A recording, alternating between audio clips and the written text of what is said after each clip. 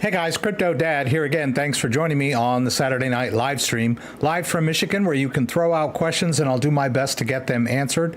We'll talk about Bitcoin, we'll talk about the news, we'll talk about altcoins, going to move some crypto around for you guys, and as always, I'll do my very best to answer your questions and see if we can't troubleshoot your problems here live. So we're going to talk about the biggest news story, which is Germany selling Bitcoin, and apparently they're almost out of Bitcoin. So they're like looking in the couch cushions for their Bitcoin.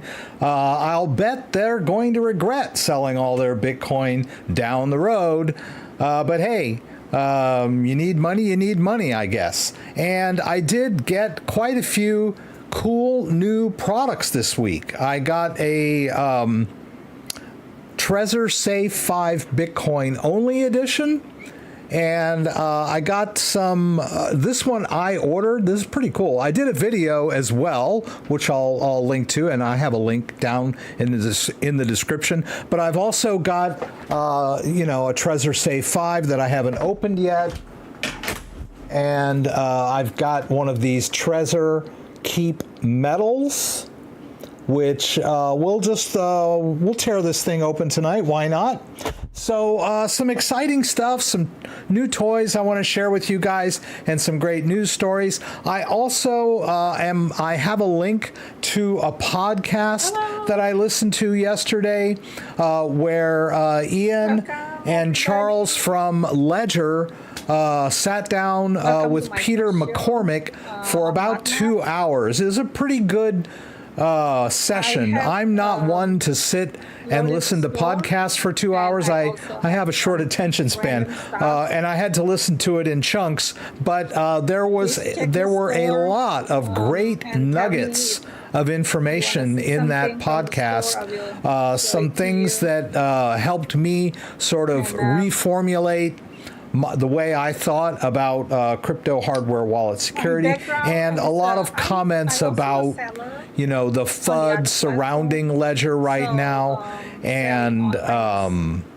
just stuff like that. You've heard me talk about this kind of stuff before, so we'll get into that. And my wife is on Whatnot. She just started a Whatnot account a couple weeks back. I don't know if you're aware of it, but it's kind of an online auction site where you go on video and you have products. And so this is her first live appearance.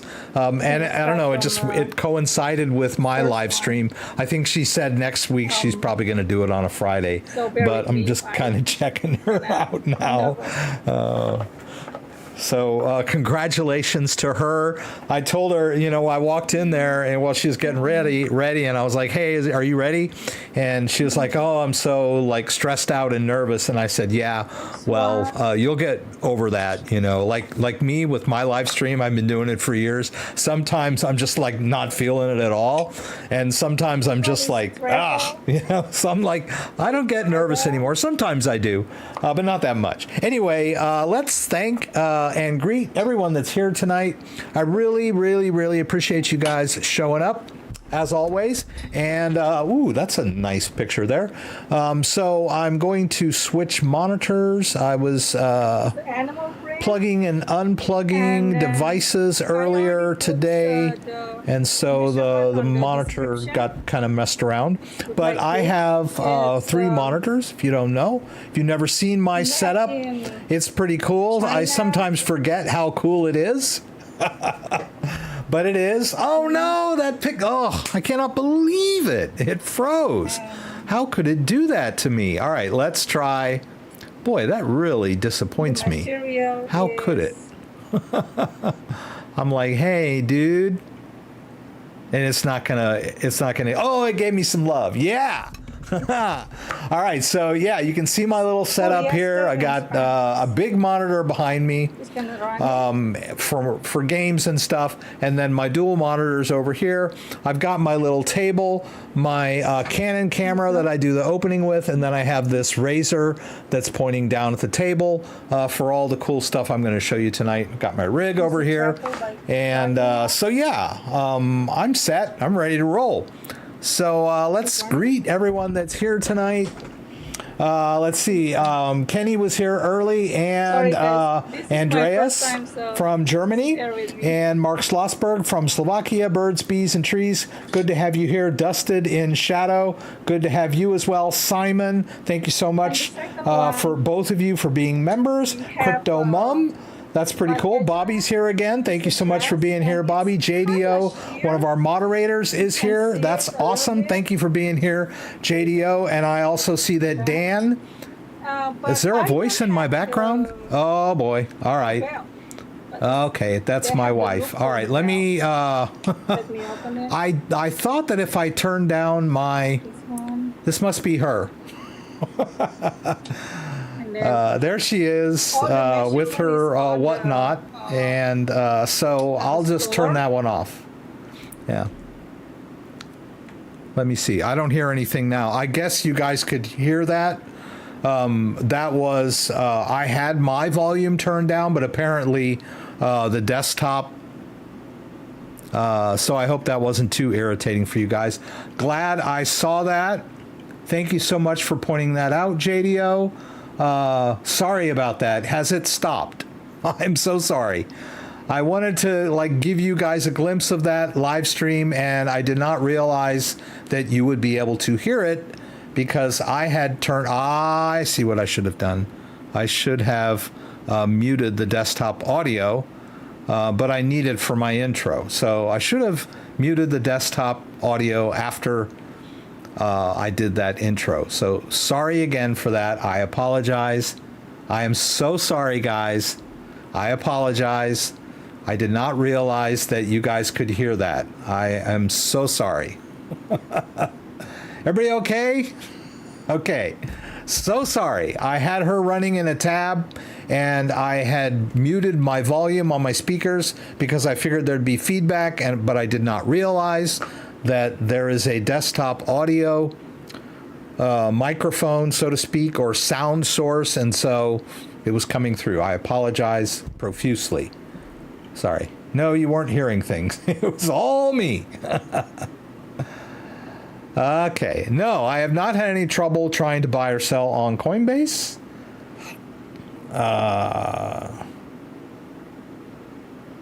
Let's see. That's a good question. I would make sure I don't give out any info because they already know who you are. Yeah, I don't think she's going to let any personal info slip. Hello, has anyone received an email from FTX? Yes, I have received an email from FTX, and I'm assuming that it had to do with the court bankrupt proceeding and the compensation to people that lost money on FTX. I personally did not really lose any money on FTX, but I did use it a few times. So when I saw the email, I just basically ignored it.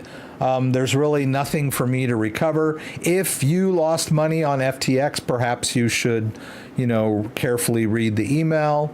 Make sure it's from the FTX.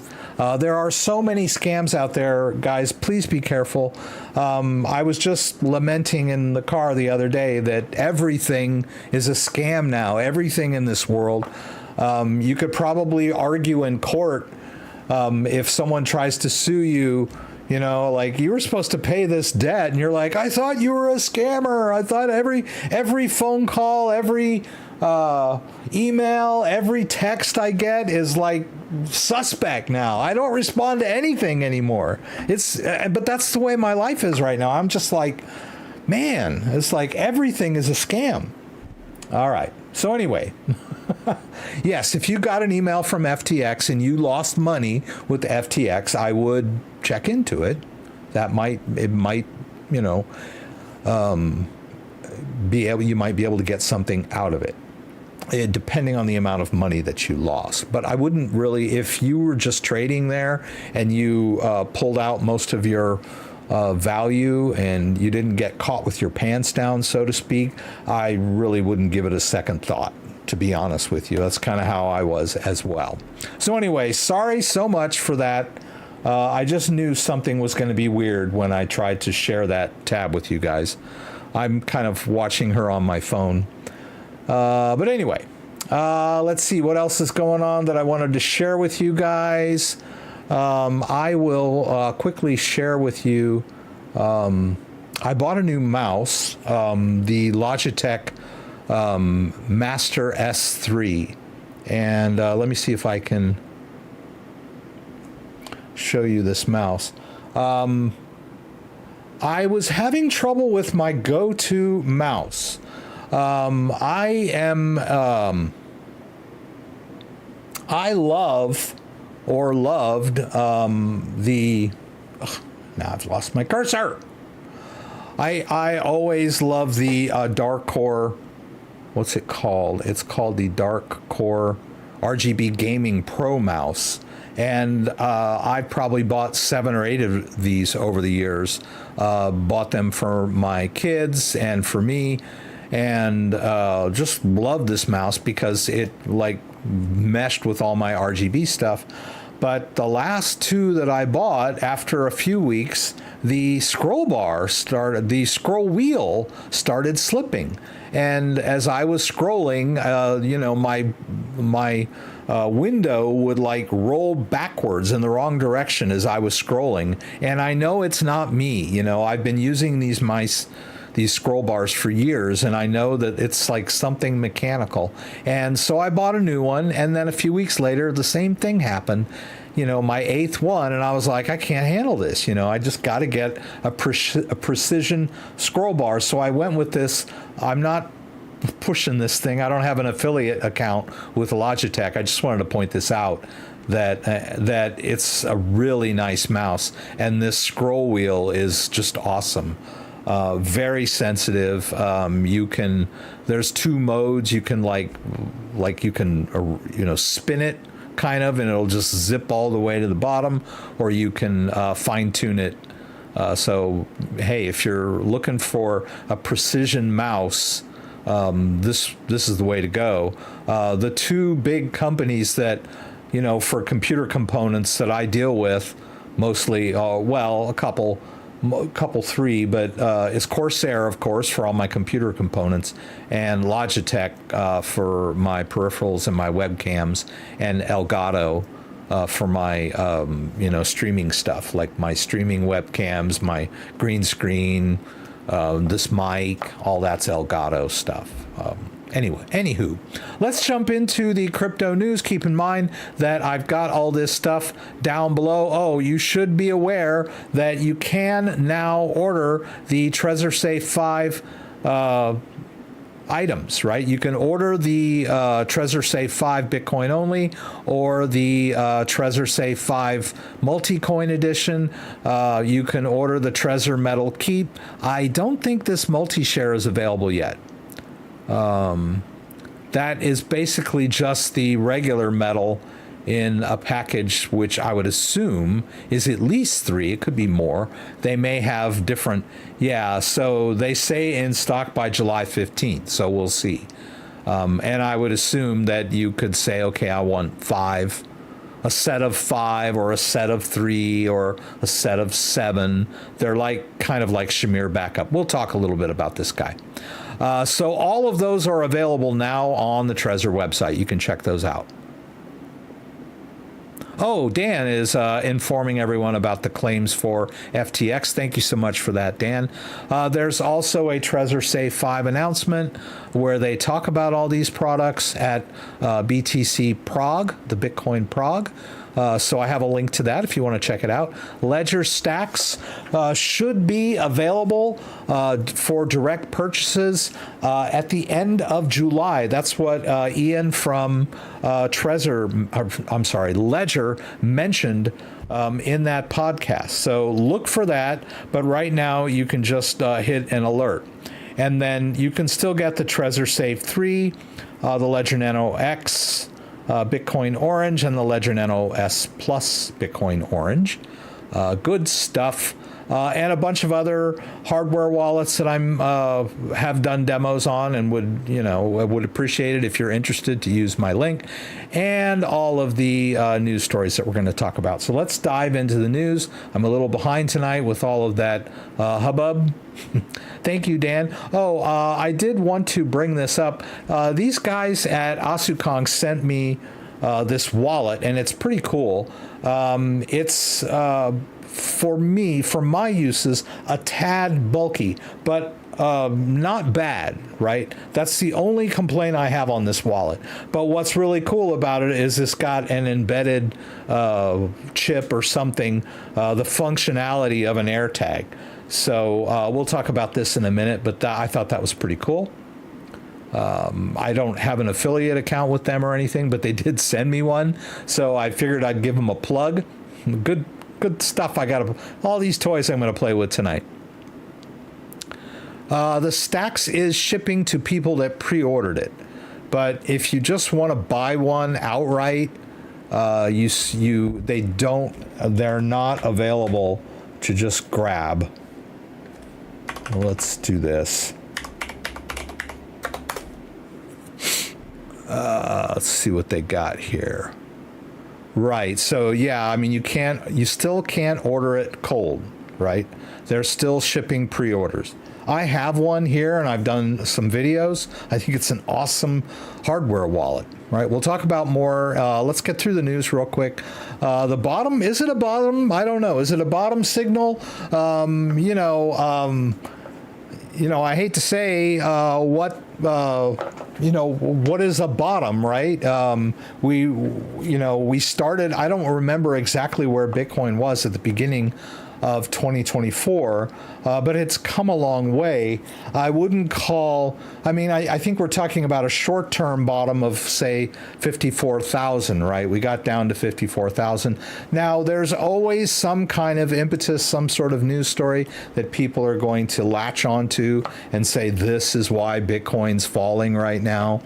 May or may not be the reason why Bitcoin is falling, right? It's market conditions or whatever. But that's been the big one lately is, Bitcoin's falling, Bitcoin's crashing because Germany is selling all their Bitcoin.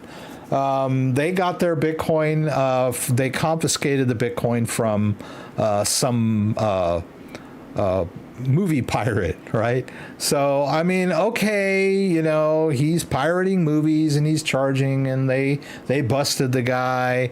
But it just seems weird that they would sell the Bitcoin for their own use. Shouldn't they just lock it or hold on to it or donate it to charity or something? But no, they confiscate it and then they sell it and it goes into their coffers. So, I'm not going to get into that one. But apparently, Germany is running out of Bitcoin, right? They're down to the 3,856, probably less now.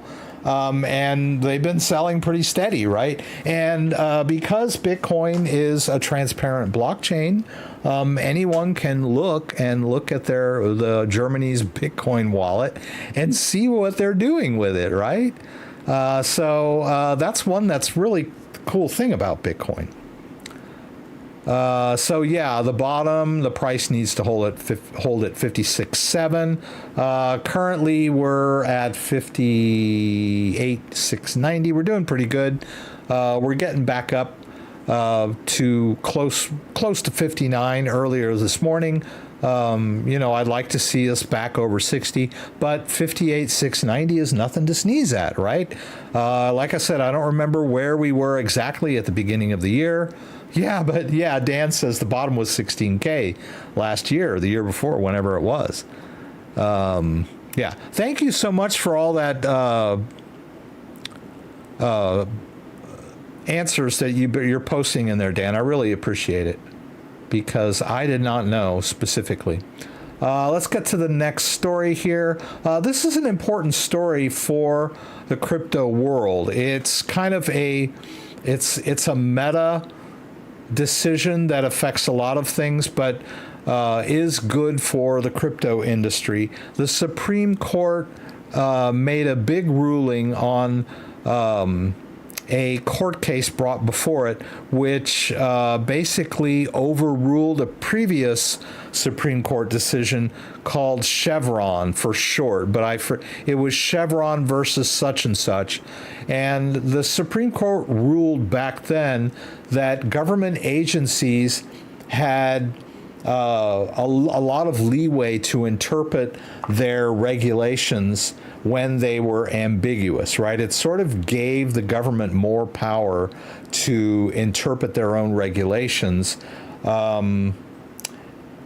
separate from court oversight. So this latest case here, which is Loper Bright versus Raimondo, overruled the Chevron defense. And so now it's kind of putting the power back where it belongs with the legislative branch and the courts, as opposed to the government agencies having a lot of leeway or sway over interpreting their own regulations, right? So this is going to be good for the crypto industry. It directly applies to a lot of the SEC overstep that we've encountered in the crypto industry. If you've been around the crypto industry, you know that the SEC has really been a big problem for crypto companies like Coinbase, like Ripple. They've just been relentless. And now these companies have an outlet. They can take their disputes to the courts. And this precedent that the Supreme Court ruled on will give the balance of power back to a company that can challenge government agencies in court, right? This is a big deal for the crypto industry. A lot of you, this may have slipped under your radar. You may not have been aware of this. I have linked this article down below. They talk about several specific cases, and already there are, companies are filing cases against the SEC, against several agencies, and it looks that this Supreme Court decision will sort of force the government or force the legislative branch, the Senate and the House, to pass reasonable crypto legislation, right? This is what is needed right now, rather than letting the SEC just rule by enforcement, right? So this is a good thing for the industry. I wanted to bring this up for those of you who may not have been aware of this decision. It was earlier in the week or it may have been last week, I'm not sure, but it is pretty big. This is another one. We're going to talk a lot about Ledger and Birds, Bees, and Trees was in Guitar Center looking at a Fender, not Stratocaster, Telecaster, a pretty cool guitar. Said he's looking for a keyboard. So looks like Birds, Bees, and Trees is into music. You're out now, and I guess you're watching on the phone. So thanks for being here. I always appreciate it. Oh, boy. Oh, somebody's saying that that Trump was shot. I hadn't heard about that, of course. I'm in the middle of the live stream, but I'm not going to be able to stop. If anybody checks the news on that, I would appreciate maybe an update and a link. I don't know that. I think Dan can drop links, but most normal viewers can't. So if you see anything about that, Dan, drop a link. That's big news if that's true. My prayers go out. So let's say crypto holders predicted to triple by 2026. I'm going to talk a little bit about the podcast where Ian and Charles from Ledger were talking a lot, and they one of the themes, one of the subjects that they returned to quite often was the subject of the number of crypto holders out there. According to Ian, I think we have about 10 million, 500 million people holding crypto. That's the estimate, right? But was it? whatever it was. I think he said 500 million crypto holders out there, but only 10 million people are using hardware wallets. But if we're talking about tripling the number of crypto people that are holding crypto, then I think that 500 million would go to, I don't know, 1,500 million. Is that a billion? I don't know. That could be. I'm not good at math right now. The current 560, okay, there it is right there in the article. 560 million crypto holders could triple in the number during the next 2 years, but user experience remains the biggest challenge. So that's what I'm all about on my channel, although sometimes I get distracted and, do crazy stuff during the live stream, like, screw up the audio. But I try to stick with crypto custody. That's my thing, is crypto custody. It's a thankless task at times. Because since the Ledger Recover fiasco, and the Ledger customer database leak back in 2020, there has just been a lot of FUD around Ledger, and there are other crypto hardware wallet companies that also had missteps that were in the news, like hacks and leaks and that sort of stuff.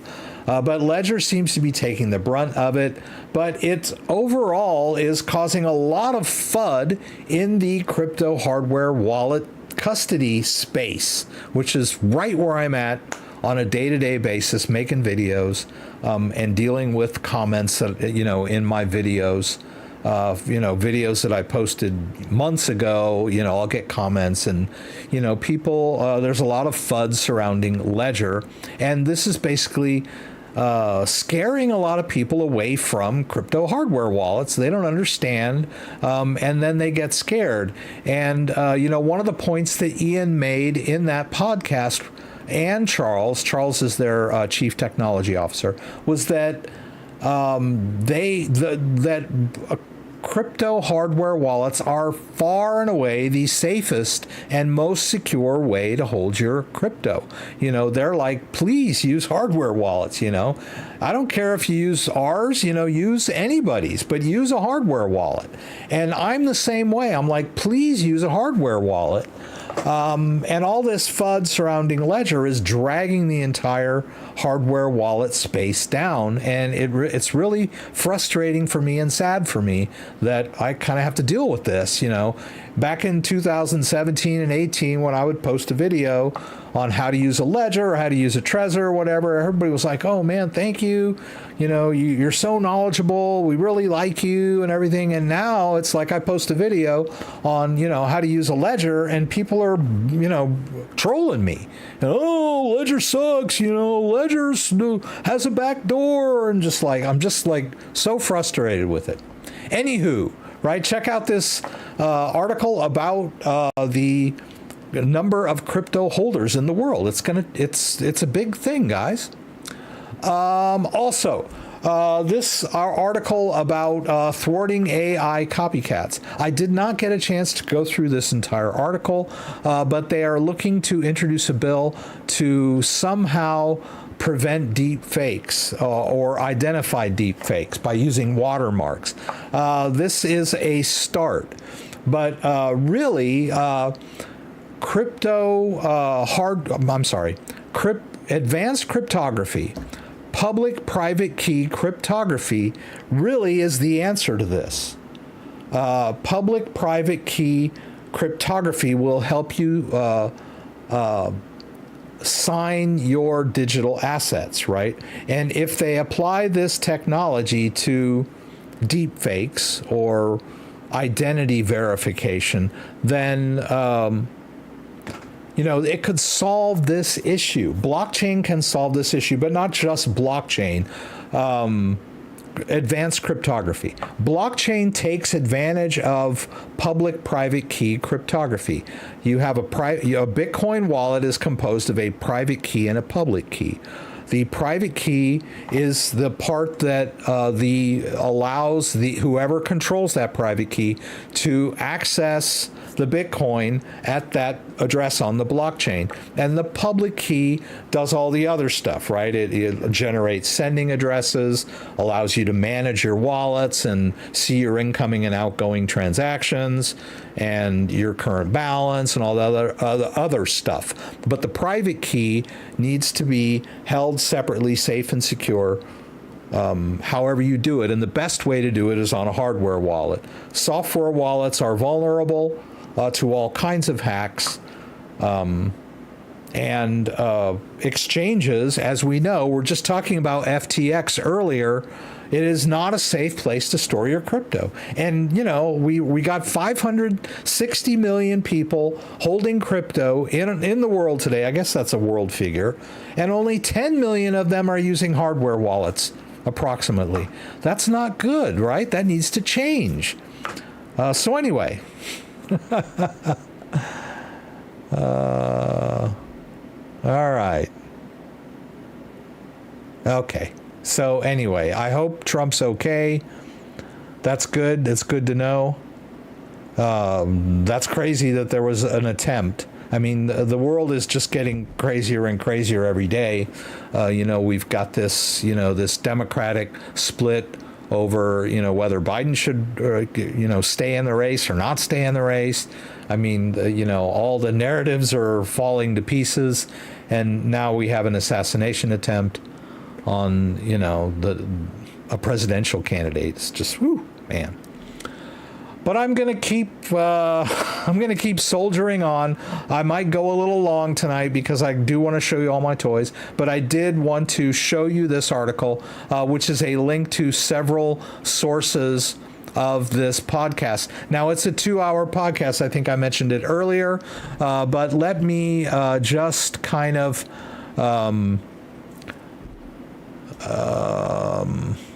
well, it's hard to do this, but well, I have some time codes. Let me see. Let me give you this one. If you decide you want to watch this podcast, one of the most important time codes is this one. That's the time code when they start to talk about ledger recover and open source, right? But, you know, there was a lot of cool things that he mentioned in the video. One of them that I thought was kind of funny was he goes, it's a joke that the technology employed to get into consensus, which was, you know, consensus was is the company that makes MetaMask, among other things, but they did have like a meeting, right? But in order to get into consensus, you like had to authorize with, like, I'm sure it was some kind of digital signature, right, to get into the consensus event, right? And so Ian was talking about, he goes, it's a joke that it was the technology required to get into the consensus was more advanced than the technology required to get into the country, right? So, you know, he was just, I love that little comment that, you know, applying public-private key cryptography to verification, identity verification, is the future, right? So that was one of the things that he brought up. But another thing that they brought up, which I'm aware that Ledger is a very secure platform. But one of the things that Ian said and Charles said a couple of times, they brought this up. There are 3 things that a hardware wallet should do. The hardware wallet should generate a private key in the secure element with sufficient entropy and protect it, okay? So what we're talking about is when you set up a cryptocurrency hardware wallet using a hardware wallet device, whatever it is, if it's Ledger, Trezor, whatever. The first thing that you do when you set up that wallet is the wallet is going to generate a random private key with entropy, and entropy just means that it's it's not.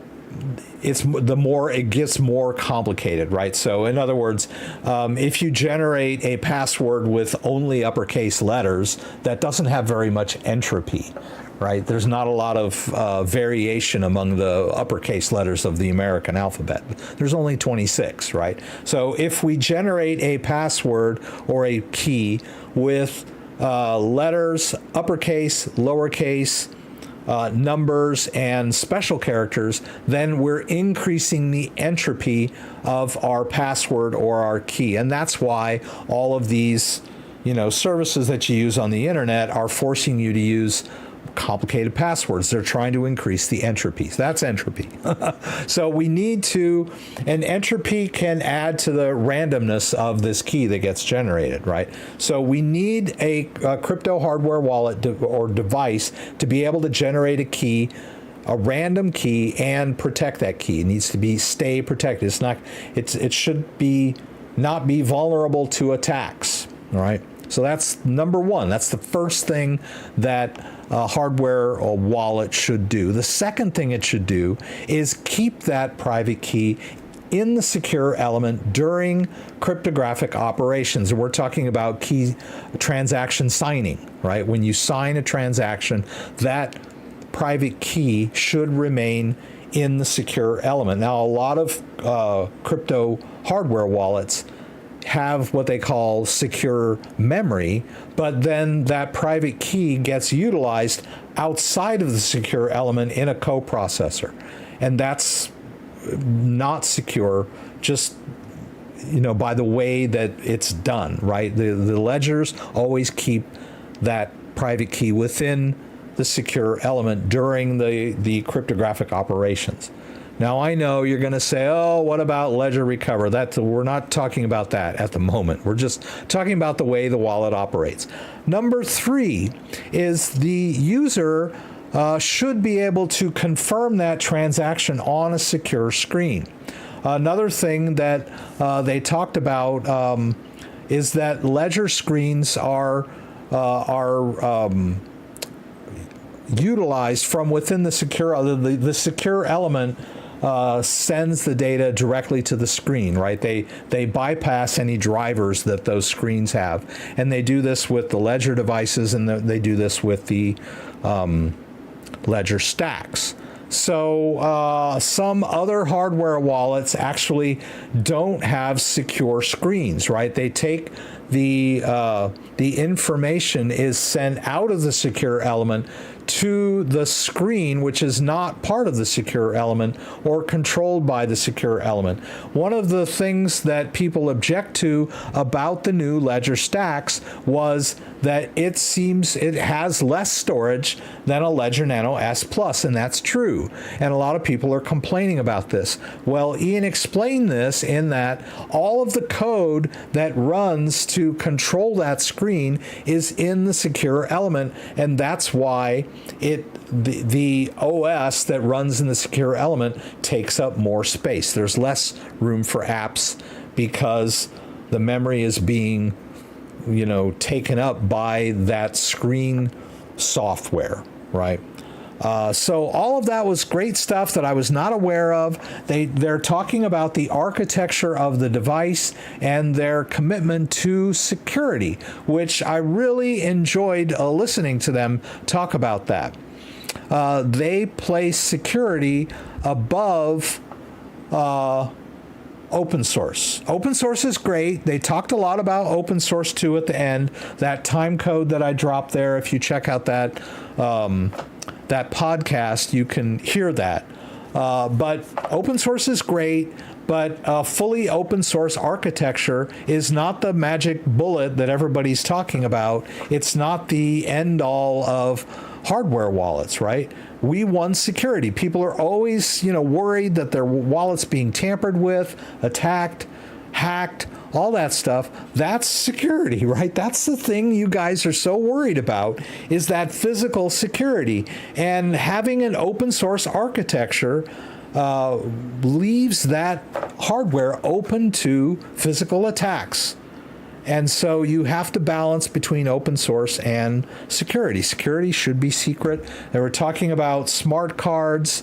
They're all over the place. We have smart cards in our ATM cards. We have secure element chips in our our ATM cards and our credit cards and our passports and our cryptocurrency hardware wallets. And this was another thing that Ian mentioned in that was the smart chip technology in a credit card keeps the bank's information secret. The secure element chip or smart card technology in passports keeps the government's information secret. The secure element chip in a hardware device keeps the individual's information private and secure. And that is why you will see almost every crypto hardware wallet worth its salt uses secure element chip technologies. Let's look at Trezor. They have gone to secure element chips. And then this whole thing here, when you look at when they talk about EAL 6+, they're talking about certification, security, third-party security certification. So we don't know how these chips actually run internally. That's a whole nother subject matter. I won't get into this. I'll try not to get too deep into it. But the companies that make these chips, it's proprietary technology. They spend billions of dollars on this. The secure element chip are a $1 billion industry. It's not just for hardware wallets. Like I mentioned, they're for credit cards, employee ID cards, passports. This technology required a lot of capital investment expenditures over the years. So these companies have invested literally billions of dollars in this technology, and they don't want their proprietary technology to be open source so that Joe Schmo can come along and copy their IP, and make a cheap clone, right? So we all need security. All crypto hardware wallets, the good ones, are moving towards the secure element chip. Now, Trezor has this thing, they call it NDA free, which sort of means it's open source. I'm trying to get more clarification on that, but we'll see. Right. Let's play with our toys, guys. I want to thank you all for being here. Scott's here. It's good to have you here. Jack Goldstein, thank you. Do you have a link to the Gouliet and Rogers podcast? Yes, I do. It's in the description down below. If you scroll down under the news stories, I've got the link for that podcast right here. I would, I highly recommend it. I would say go to that the last half hour for the meat of the crypto stuff. It's a great podcast. You can listen to the whole thing if you're jogging or whatever. But the stuff that really concerns hardware wallets, security, and open source and all that. And one more thing I'll say about open source with hardware wallets is that, first of all, open source really means software. It really applies to software. It really doesn't make sense to call a piece of hardware open source. I mean, you can have open architecture, but it's disingenuous for other crypto hardware wallet companies to flout the fact that they're open source when they're employing secure element chips, because that component is secret. It is certified by third parties. That's where we get the EAL 5+ and the EAL 6+, right? But it's sort of disingenuous for other companies or trolls or fudsters to accuse Ledger of being closed source when almost every crypto hardware wallet out there, the major ones on the market, employ secure element chips. So just wanted to say that. Let's play with my toys. Oh dear. All right, where are we at here? Let's take a look. Let me see if I can. Oh, I gotta say, my wife's still doing her thing. I love her. I love her so much. Let's see where we're at here. Let's do this one. I hope the camera stuff still works. Okay, awesome. Okay, what's this one? Okay, there it is. Yay! Okay. All right, so first of all, I will, let's talk a little bit. I put that up there so you guys can see. Again. Okay, it's all right. All right, so I put that phone up there so you can see a little better. I just wanted to point out, I talked about this wallet earlier, and I think it's pretty cool. So I just wanted to give you kind of a quick rundown of how that thing works.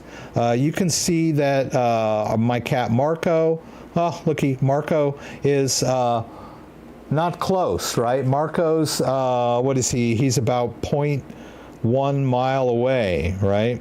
Where did it say that? Yeah, he's 0.1 mile away.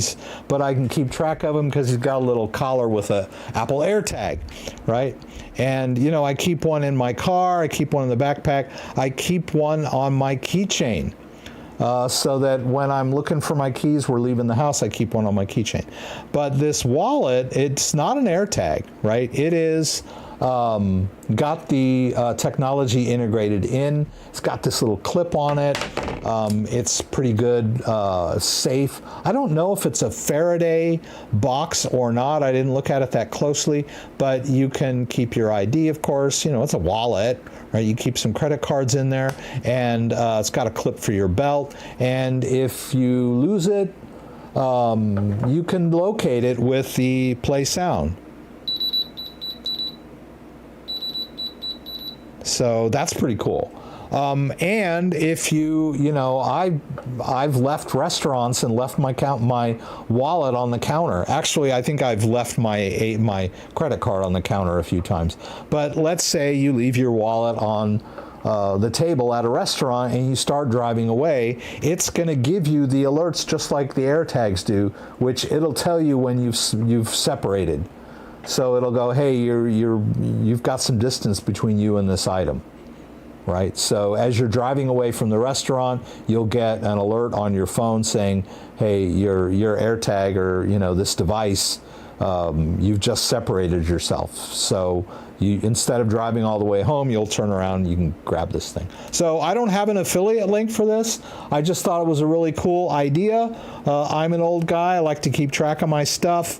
And I had never really been able to figure out a way to do it with my wallet because it's not really practical to stick an AirTag in your wallet. It just makes it a little too bulky. I mentioned that we've got this. Let me get this going here. Let me just turn this thing off. We'll turn that off. Put the phone over here. I'll just move this and that, and there we go. So first of all, this is my Trezor Safe 5 Bitcoin only edition.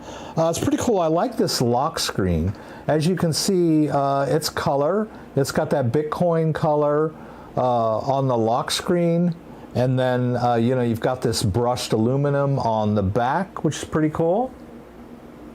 And you can just tap it to open it. And I have to say now,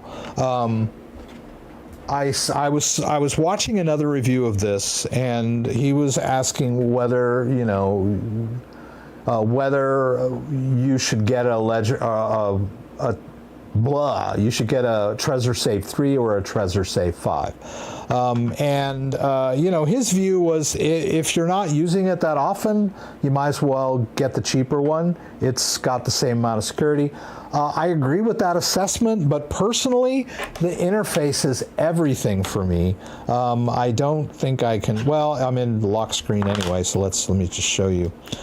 In order to enter the pin on this guy, you have to go through this business, like, okay, I'm gonna put this number and then this number. It's just a real pain to enter your PIN on this device, let alone enter when you're trying to do a restore. It's just ganky, right? And I've talked about this a lot. I think I invented that word, ganky. But for me,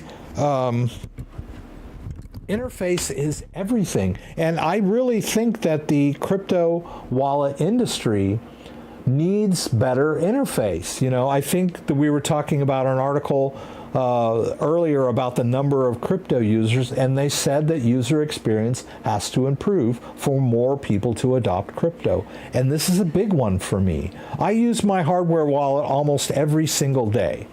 So, you know, I'm on the front lines entering my PIN, putting in a passphrase or whatever I'm doing on my device, or I'm doing a setup or a restore. It's just so much easier to use a device that's got a touch screen like the Ledger Stacks or the Trezor Safe 5. The Trezor T does not have a secure element chip, right?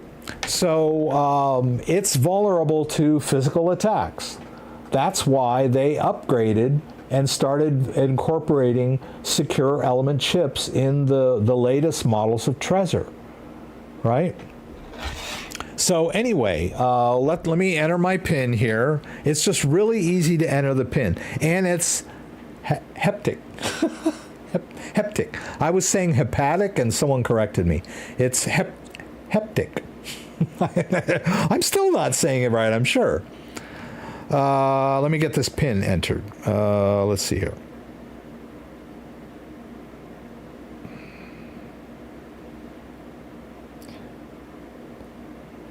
And you guys watch my live stream, you know that sometimes I spend a lot of time entering PINs. Like every time I switch out devices or pick up another device, I'm entering PINs all the time.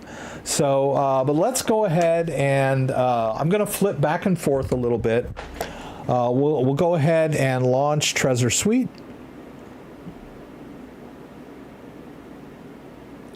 And let's play around with this guy a little bit. Yes, I think the Trezor Safe 5 is a great hardware wallet. It checks all the boxes except for its industry support for multiple blockchains. The Ledger still supports more blockchains than Trezor. That's just, you know, a fact you have to deal with. Right. So, where are we here? Did it launch or did it not launch? Is it just me? I think I launched the wrong thing. I think I clicked on my software. Unless Trezor Suite is not going to launch for me, and then is it not going to launch for me? What happened here? Okay, there it is. I was like, man, come on. Not while I have company. All right, so we're going to go into standard wallet. That's the base wallet. You've got the option for, you know, entering a passphrase there.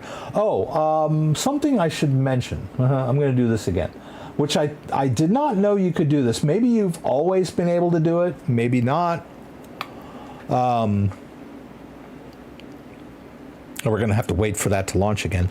But they have the option now when you enter your passphrase to do it directly on the device, which is more secure than the old way. The old way was you entered your passphrase in the Trezor Suite from your computer keyboard.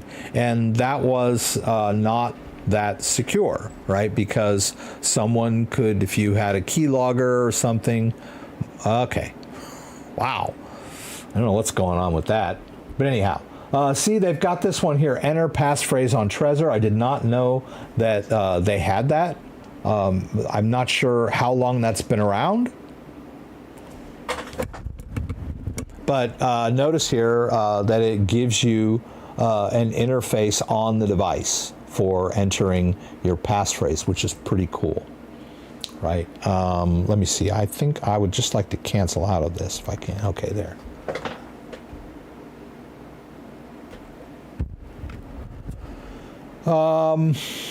Okay. How can I get out of this? Can I get out of this? I guess I can't. Okay. Can I just go to the regular wallet? Okay. I guess not. Okay. It's just not going to let me do that, is it? Okay, fine. Learn something new every day. You can't start to enter a passphrase and then stop. It's just going to keep after you about it. So let's see. Hopefully it won't ask me to do it when it relaunches. Right? Man.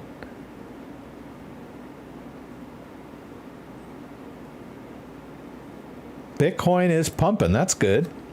It's good to know. Let's see what we got here.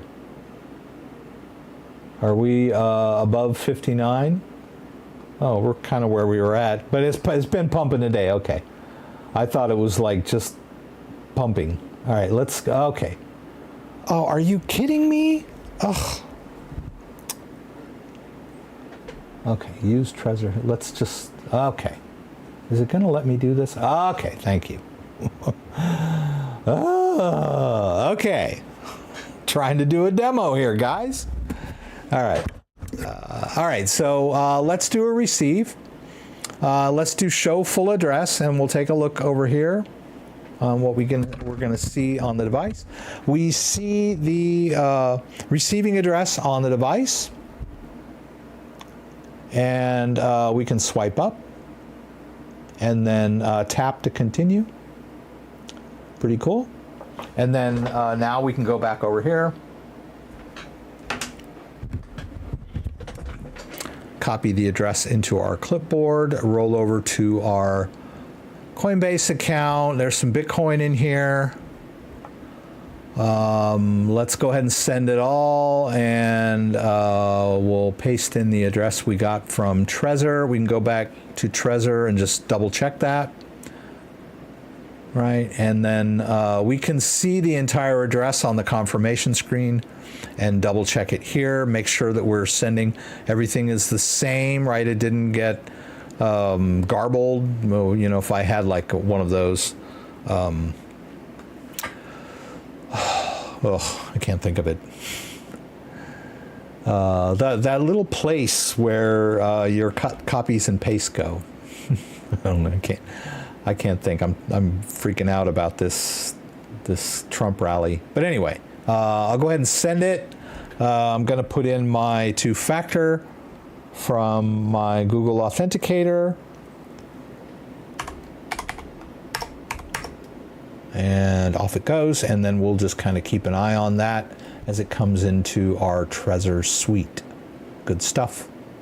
We're all done there. I didn't notice what the blockchain fee was. But I can look at it, right? I can go, let's refresh here. I wasn't paying attention. I don't know if it was a couple bucks. It couldn't have been that much. Network fee, not much, right? That's not much at all. So, you know, we can go to CoinGecko. And we can go down here to this. Yeah, it's $1.58. Not bad, right? So we're okay. Clipboard. Thank you, Jack. I can't even think of the word clipboard anymore. Okay, so that's on its way. So I kind of wanted to show you this before we get too bogged down in other stuff. I showed you that smart card. That thing was really cool. Let's take a look at this. I'll go ahead and kind of unbox this now. But this thing's really cool, right? I didn't do an outgoing for you guys, but I did. There's a link to this setup video that I posted yesterday or the day before. So if you want the full setup video on the Trezor Safe 5 Bitcoin only edition, check it out. I got a link in the description below. Let's take a look at this little guy. I'm gonna need a knife. Okay. I'll go into full combat mode here. I'm like the beekeeper. Oh. Okay, there we go.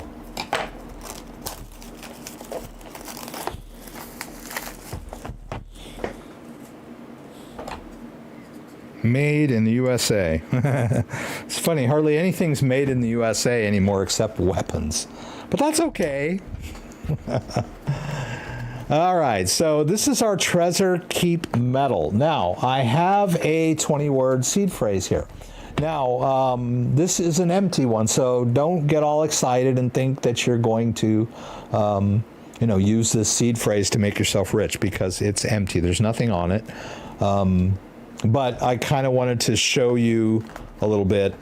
Oh yeah, there's like this tearaway thing. So these boxes, even this Keep key comes with like some anti-tampering stuff. There it is. Your wallet backup has unlocked invincibility. It's pretty cool. So this thing is heavy. Oh my gosh, it's so heavy. Okay. So it comes with a felt tip pen, pardon me, for getting ready, because basically what you need to do with this thing, and this is the first time I've opened one. Let's unscrew this. Ooh, I think it unscrews. Wow, this thing is just so, okay. Okay, yeah. Ooh, man, the feel of this is just incredible. This is like finely crafted metal here. So it's very heavy too. So woo, look at that. Woo, doggy. That is really cool. All right, so basically what you've got here, okay, so you could conceivably use this for a multi-share, right? Because you've got those marks as well. So basically, if you look at this thing, and boy, it is really precise. Let me see if it'll come into focus there. Okay. So you can punch your word out onto this, and it has the letters. I'm just wondering. I'll have to look at it a little more, but it looks like, I don't know why there's multiple lines. I'm looking at like the first line under the A, there's 4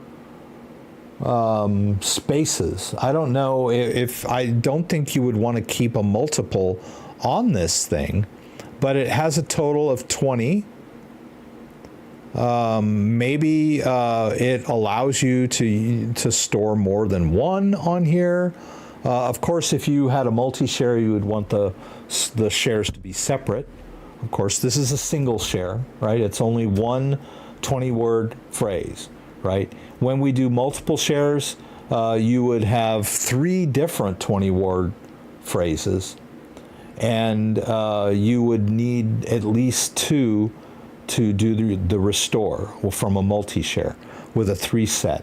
And then you could go to a 5 set where you would need at least 3 out of 5, or you could do a 7 set where you need at least 5 out of 7 to do your restore. This gives you some redundancy. It also gives you some room for error. In other words, if someone were to come across one of your shares, they would not have access to the crypto. They would need the entire threshold. But we can talk more about multi-shares down the road.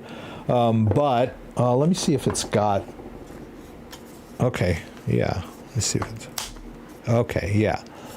All right, so here's where it explains in a little more detail about how you etch a word in. And they give you the instruction. Each row, A to Z, is for one letter of your recovery seed word. The first letter on the first row, the second letter on the second row. Oh, okay. I get it. I finally get it. The reason that you have 4 rows is because each of these words, even though they are English words and like syndrome, they are unique up to 4 characters. So the only word in their BIP or SLIP 39 list that has syndrome only has there's only one word in the list that has these first 4 letters. Let's just put it that way. So when you're recording these words, you only need 4 characters for each word, and that's why you only need 4 slots for a letter, right? So and then once you have the word, let's say if we got word number 1, shrimp. The best practice would be to make sure you've got it right by using the magic marker. And it's very small, very precise. You want to make sure that you've got it right. Use a magnifying glass. I probably would need a magnifying glass to make sure that, I've got this thing right. Mark all these with black, So I would start with S, and hit S on the first row, H on the second row, R on the third row, and I on the fourth row. Bam. And then once I had marked those on word number 1, I would take this thing and punch in, you push it down and it pops, and it makes a mark. Which is very permanent, right? So you want to make sure you're doing this right the first time. But once you've done that, once you've etched that in, it's very durable, right? This thing could probably survive a nuclear war, right? And so even exposed, it would probably be pretty durable, but inside this metal casing, it's even more durable, right? We got waterproof, fireproof, fade proof, cold proof, freeze proof, however you want to think about all that. So this is a great way to record your seed phrase and back it up, right? And as I mentioned, it's compatible with a multi-share.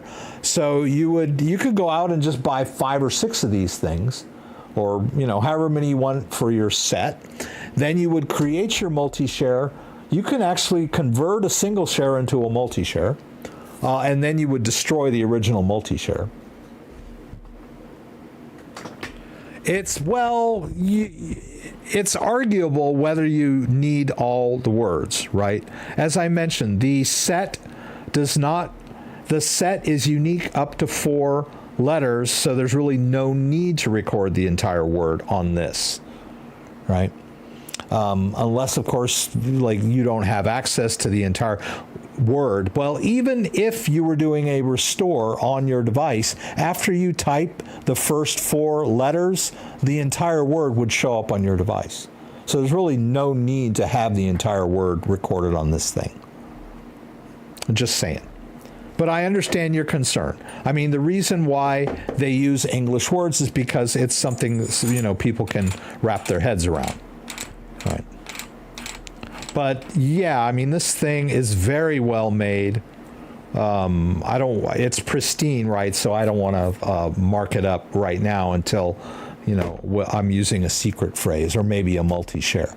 But that's really what this little thing is all about. It's really nice.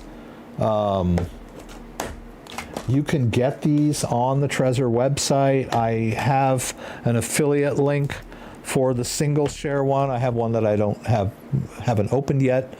So very durable way. Now there are others that have like a code sheet, and I'm not a huge fan of those, where in other words they have a table where you look up your word, and then it converts to a number code, and then you punch in those number codes. That one I'm not a big fan of, because what if you lose your conversion table, right? But the whole idea of the SLIP 39 is that their word set is only 1024 instead of 2048. The BIP 39 word list is 2048 words, and that you use to back up your seed phrase. The problem with the BIP39 is that those 2,048 words, although there's a lot of them, there's a lot of ambiguity in those words. So the SLIP39 protocol was specifically designed to make the word list more less ambiguous, right? Each word is distinct, right? If you look at this list of words, it's much more distinct than a regular BIP39 word list. I don't know if I've seen a lot of them, and a lot of the words are a lot of the words in the list are very similar, and you could easily accidentally see one word and write another, right? From Gestalt, right? So the SLIP39 word list is much more distinct, we'll put it that way. Another advantage of the SLIP39 protocol, you'll notice that they always have words 3 and 4 are academic. This is for the checksum. So it is much more difficult to write down your word incorrectly, or your words incorrectly, because of the increased checksums, right? They're stricter and stronger.